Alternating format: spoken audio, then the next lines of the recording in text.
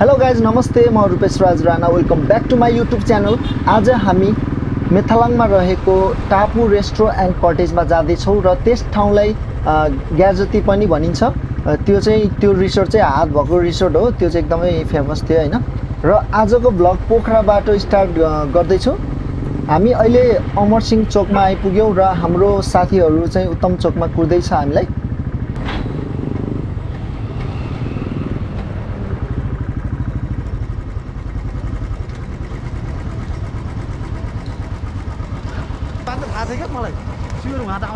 फर्केर गएको नि कसम हो र म त दिपेश आफ्टर लङ टाइम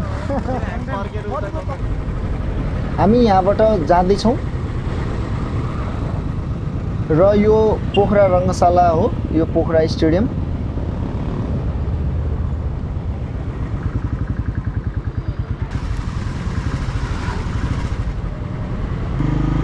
र अहिले हामी पोखरामा रहेको बागलुङ बस पार्क आइपुग्यौँ र ठ्याक्कै बागलुङ बस पार्कको अपोजिट साइडमा जाने बाटो छ र अब हामी यहाँबाट लेफ्ट लाग्छौँ र त्यो टापु रेस्ट्रो जानलाई यो मात्रै होइन अरू बाटो पनि छन् हैन। र यो बाटो चाहिँ एकदमै राम्रो छ।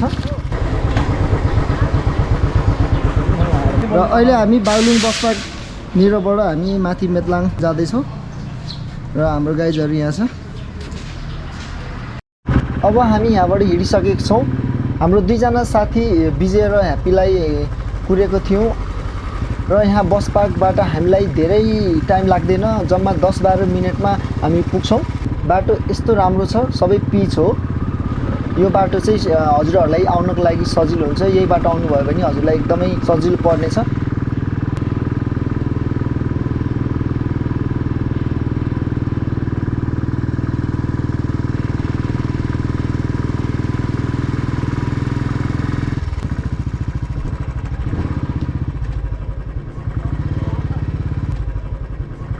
र हामी यहाँ आइपुगेका छौँ।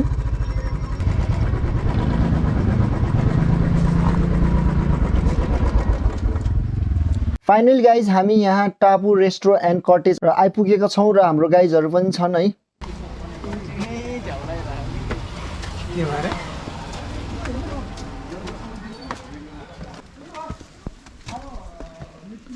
र के हो टिकट हो? एकजना पर पर्सन चाहिँ 100 रुपिस रहेछ हैन। अनि यहाँ माथि गएर यदि मैले यो 100 रुपियाँको टिकट काटेँ हैन, त्यसपछि मैले त्यहाँ गएर 150 रुपियाँ खाजा खाएँ भने मैले 100 रुपियाँ यही टिकटको भइहाल्यो र 50 रुपियाँ चाहिँ थपेर तिर्नुपर्ने हुने रहेछ।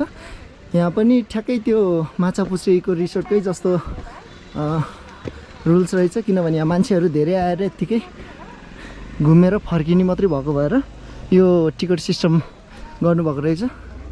पहिलाचोटि आउँदाखेरि चाहिँ यहाँ बनाउँदै थियो कि यस्तो केही पनि बनेको थिएन है। अहिले चाहिँ एकदमै राम्रो बनाउनु भयो रहेछ यहाँनिर। र यो चाहिँ स्विङ हो, टापु स्विङ रहेछ।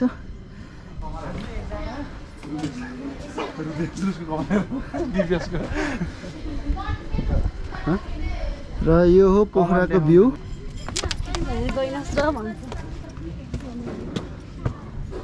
र यहाँनिर यस्तो बसेर खाने ठाउँ पनि बनाएको छ।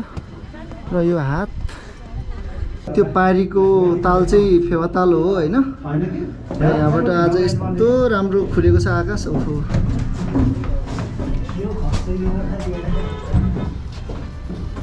र हाम्रो भाइ पोखराको भाइ दिपेश ड्रोनमा एकदम माहिर छ है उडाउनलाई। र यो हात भएको ठाउँ चाहिँ यहाँ रहेछ है।